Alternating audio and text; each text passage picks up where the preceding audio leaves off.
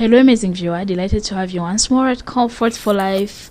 You are new here. If I bring to you compilation of TikTok and Red Note videos for educational purposes, why don't you subscribe? And to my returning viewers, I love and appreciate you. Just check our subscribers. Guys, you've made this happen. From me to you, I just wanted to come and say thank you. Thank you so much for subscribing, for liking, for sharing my content. You've made it happen, guys. Thank you so much for being here. I'm back again with another compilation.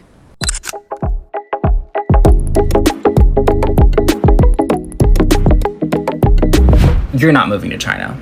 And I know that it seems like this wonderful idea to move there and have a better life, because we've been seeing all these videos of these beautiful Chinese cityscapes and all the wonderful things that China has to offer.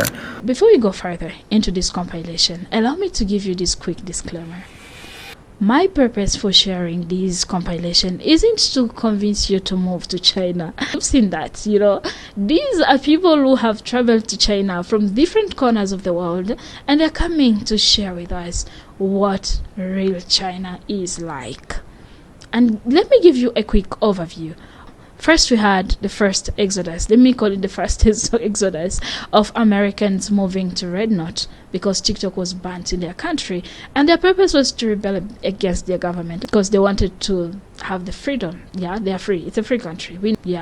And they said, take my data, China. Since you are collecting data, since you have cameras everywhere, take my data. They wanted to give it directly and prove their government wrong for banning the app that was supporting most of them. If you go to TikTok, we'll get so many go find me because of the challenges that Americans face on a daily basis. So most of them, TikTok has been a platform for them to be able to even afford medical care. So they do go find me to be able to pay for their medical bills. Welcome to day 9 of trying to make $10,000 in 30 days on TikTok to pay off my son's medical bills. Yesterday was not a great update, but we did make some t-shirt sales, so I will post how much we have actually made towards the 10,000. So here's our starting balance, here's the remaining. This is how much I've made from my boutique since we started. This is how much I've made from the Creator Rewards program since we started. And then this is the donations that we have made. If you all could do me a huge favor and just sit here for a couple of seconds so we can make money off of this video to be able to pay off my son's medical bills, I would greatly appreciate it. Yesterday, my friend Shahad, who was living in the G-Strip, was shot in her sleep. She woke up screaming, crying, and she had a wound in her leg. Luckily, 2 men heard her screaming and were able to get her to a hospital. But the bullet is still in her leg and she needs to raise money so that she can afford treatment and surgery. If you want to help out, look up something about Dubai chocolate on this video, use a popular search term, you know the gist. The worst part about this is I'm pretty sure they sniped her. The occupation is known for sniping people in their sleep, when they're looking for food, when they're in vulnerable positions. So they wanted TikTok back. It's something that they love.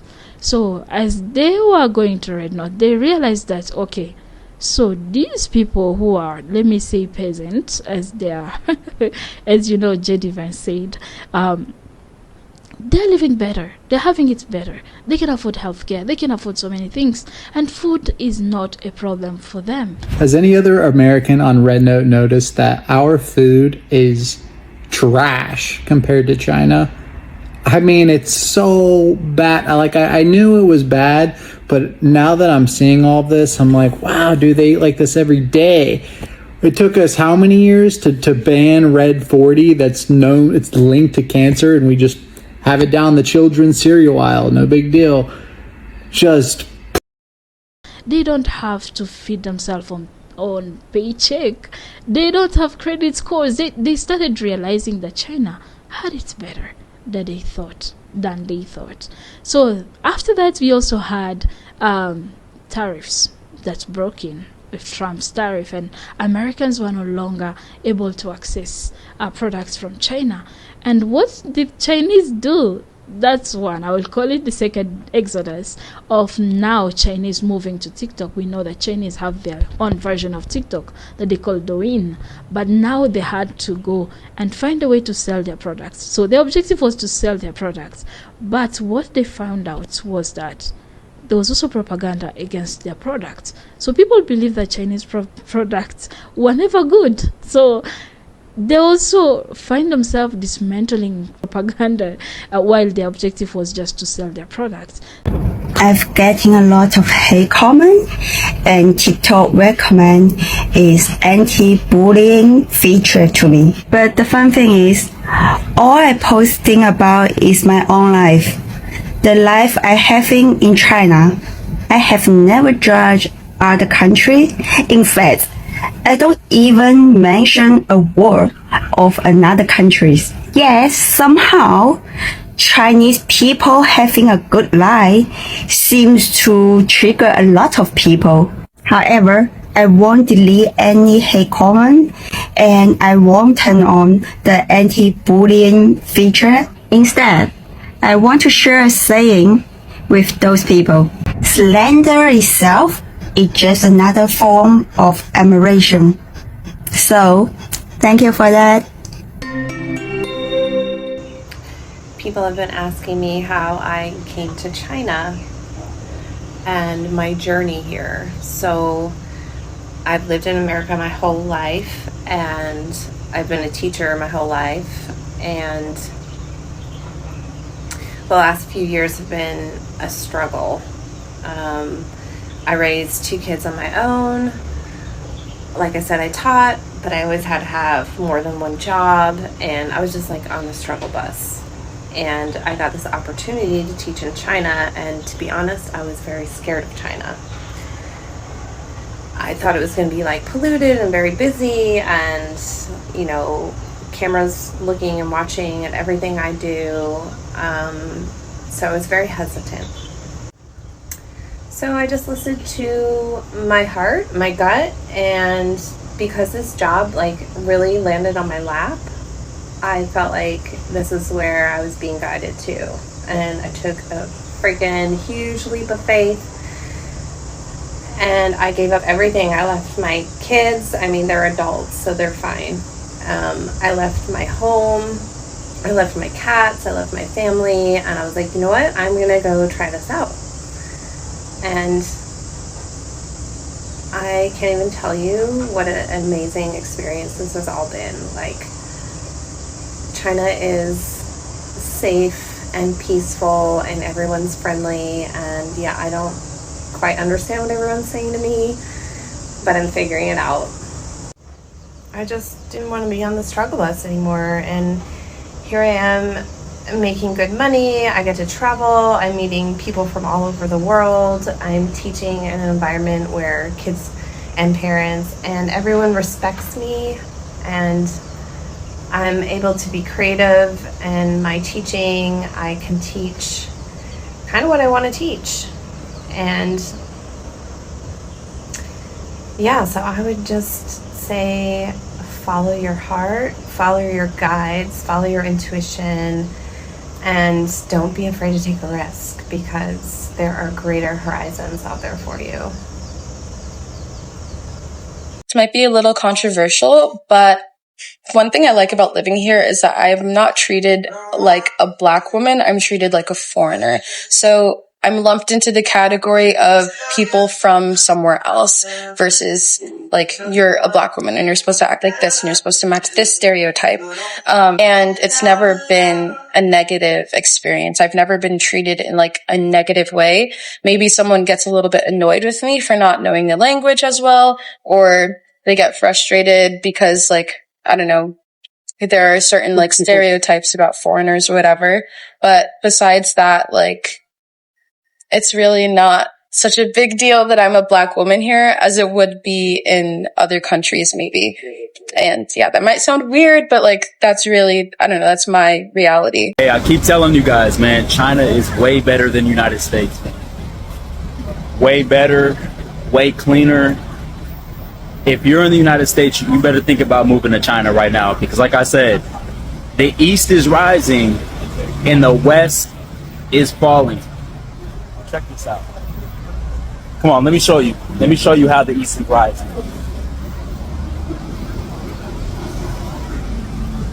They got bamboo scaffolding. You telling me that the East isn't rising? You telling me that the West is not falling? The West is definitely falling.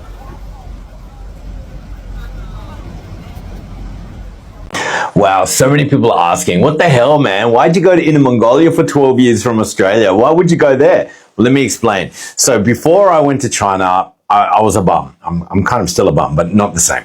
And I had no job. I lost my license. I had nothing. I'm an engineer before. I'm a computer engineer. I lost my job because I lost my license. As you know, in Australia, if you don't have a car, you're screwed. You're pretty much fucked.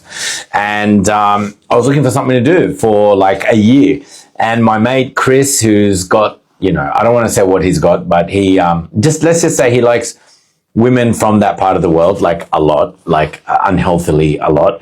Doesn't matter what they look like he just goes for everything. If they have legs, he will go for them. That's Chris. That's my old mate.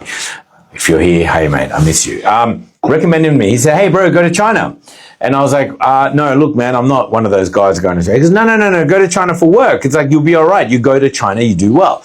And I said, okay, I'll give it a try. And I applied for a company online, like a dodgy company. I didn't know it was dodgy until I got there. They gave me the wrong visa. I arrived to China. They said, we're going to take you to Inner Mongolia now. Inner Mongolia. Actually, I was planning to go to somewhere like Beijing or Northeast China, like Dalian. But then these guys bullshit me to go to China because they knew I would never go to those places and never go to Inner Mongolia. That we take you there. I said, okay. So then they took me to Inner Mongolia. I arrived there, started teaching. It wasn't meant to be a teaching job. They lied. I was meant to go there to learn Mandarin. That's another story. And then, long story short, I ended up staying there, opening a school. I sold my car in Australia, $7,000, I remember very well, Honda Accord, I remember. And I used that money and I rented my first office. I did my own visa. I bought someone else's school. I opened about 12 different schools. By 4 years, I had 12 schools. By year 2016, I became China's biggest foreign, internet person guy. You just look, I'm not making it up, I swear to God. And then finally, I opened a bunch of schools all across China. I was doing so well, yes. And then China brought in policies. They shut down all these training schools. I got screwed. Then COVID, I got screwed again. And then 2019, I came back for a holiday. 2020, my visa was canceled because of COVID. And then I had to reestablish myself back in Australia. And I can't wait to go back. I'm so sorry for the long video. Bye. Oh, by the way, and I'm writing a book about all this shit, all this stuff. I used to work in a kebab shop. I went to China, all the crap I went through. Oh my God. I hope you guys really read it. It's coming. Chinese propaganda started early in every family. Every family pretty much teach the same thing. It's scary. Like by the age of 4, for example, every Chinese will know this poem. 锄禾日当午，汗滴禾下土。谁知盘中餐，粒粒皆辛苦。Because every meal, you will be fed this poem before you eat, okay? So loosely translated, it's like, in the hottest day in the field, farmers are planting the rice. Their sweat are on the field. Think about every piece of grain that you eat is somebody's sweat and effort. Don't you ever waste one piece of rice. That kind of propaganda going to every Chinese mind. The reason why I am sharing this compilation is for you to have an updated version of China. I have to present China in a light that it is, in a good light, because the China you knew isn't the China that is. But do I want you to travel to China? I really want you to travel to China because I also want you to prove to us that the futuristic cities that we are seeing on social media aren't AI generated, and you are the one who is going to come and tell us after you have traveled to China. So many people still yet don't believe that real China and that China can be able to accomplish that much. What I am learning from these compilations is that opportunities are always out there. So it's for you to open your mind, to to the world. You are free to live wherever you want to live. And there are also Chinese who lack jobs and travel to Australia, as you can see in this clip. Here in Australia, there's a shortage of workers. Is that true? Because I've actually decided to go to Australia for a 1-year working holiday. So wish me luck on the job hunting there. Why did I choose Australia? Well, I was lucky to get selected for the working holiday visa. Each year, only 5,000 Chinese people are chosen to apply for it, and I happen to be one of them. Plus, I've been struggling to find a suitable job here, and honestly, this visa might be the cheapest way for a broke Chinese person like me to work abroad. So I feel like this is a sign for me to explore something new. Also, I visited Australia around this time last year, and I fell in love with the weather and the scenery there. So I'm really looking forward to experiencing the life there. Honestly, I've never worked outside of Guangzhou, and I've never lived abroad before. So I'm really excited and a little nervous. It's gonna be a completely new experience for me. My plan is to arrive in Melbourne in August, then hopefully find a hospitality or tourism job in a small town in northern Queensland. I have a driver license, but I never really drove on the road before, so I don't know if that would be possible. But nothing is confirmed yet. I still got 2 months to prepare and think about everything. If you have any advice on places to go and finding jobs, renting a place, or anything I should know, please let me know in the comments. I really appreciate any tips you can share. So, a country can have it better, but it doesn't mean that everyone will have the same access to things. So it's for you to see the opportunities out there and burst out of your bubble and go and discover life on your own. So I'm not here to convince you to move to China, but you can try it.